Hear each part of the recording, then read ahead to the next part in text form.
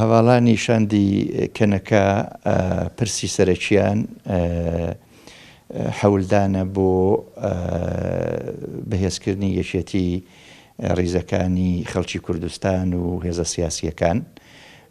باسەکەی ئێمە لەسەر ئەوە بوو، دیارە ئێمە وەکو پارتی ئازادی کوردستان وەک پرەنسیپ پێشوازی دەکەین لە هەر هەنگاوێکە لەو پێناوەدا هەڵبگیرێتەوە. ئێمە لە باسەکانماندا گەڕاینەوە بۆ ئەو حەولە گەورە و جوانانەی کە لە 2013دا بۆ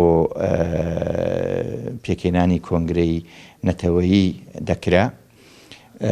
پێشنیاری ئێمە بۆ ئەم برایانە ئەوە بوو وێڕایەوەی کە پێشوازیمان کرد لە ئیدە و بۆچوونەکانیان ئەوە بوو کە بتوانن ئەو بابەتە بخەنە بەر دەمی سەرۆک بارزانی کە ڕۆڵێکی نەتەوەی گەورەی هەیە لە کوردستان، هەروەها لەگەڵ هەواڵانی کەجەکە باسەکە بکەن.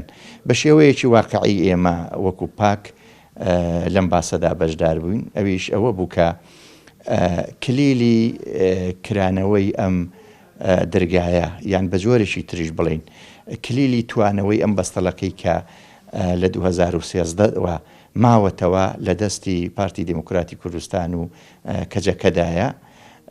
ئێمە وەکو خۆمان بۆ ئەوە تێدەکۆشین کە ئەم سەهۆڵە بتوێتەوە و پێشنیاریشمان بە هەواڵانی کەنەکە برای بەڕێزم کاک ئەحمەد قەرەمووس ئەوە بوو کە زیاتر تەرکیز بکەنە ئەو بوارە. پێشیز دەخوازم کو سپاسیان کەنەکێ و یێشاندەمە بۆ هەواڵانی پارتی ئازادی کوردستان و جناب مامۆستەک و پێشەوازی لمە کرد.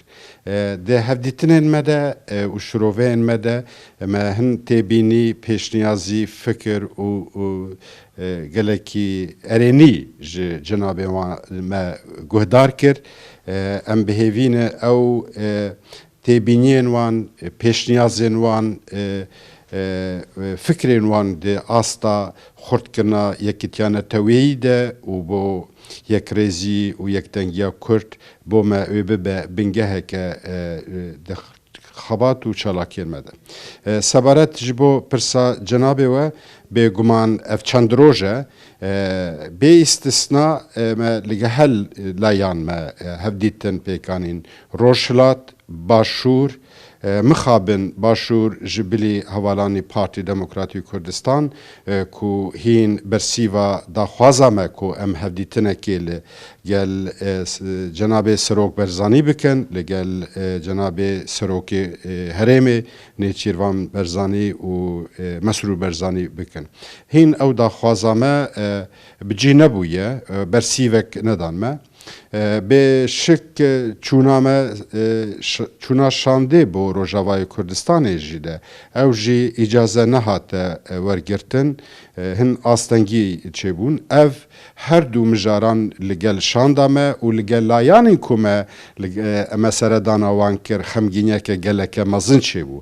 Me hêviyên pêngavên di xebata bihêzkirina yekîtiyaneteweyî de xurtir biba û em hîn bêtir nêzî hebûn. Zemînekî baş heye, derfetên baş hene. Li gel zemîn û derfetên ku hene tehdîd û metirsiyên girîng jî li ser berjewendiyên gelê Kurdistanê li her çarbeşên Kurdistanê heye. Bêguman bo min ha duê radeya ku kongreyeke xurtir an bingeha kar û xebatê pêkanîna yekîtiyaneteweyî kongreyê neteweyî 2013 de gelek layan terefên siyasî ew jî anîne ziman em bihêvîne wê kar û xebata ji bo پێکانینا یەکیتیانەتەوەی کۆنگرێکی هیم بەرفرەتر هیم بەهێزتر یەک ڕێزی یەک دەنگە ئەو تەمەنیە جەنابێ مامۆستە سەرۆکی پارتی ئازادی کوردستانژی بوو و ئەو بێگومان هەن ئەرک و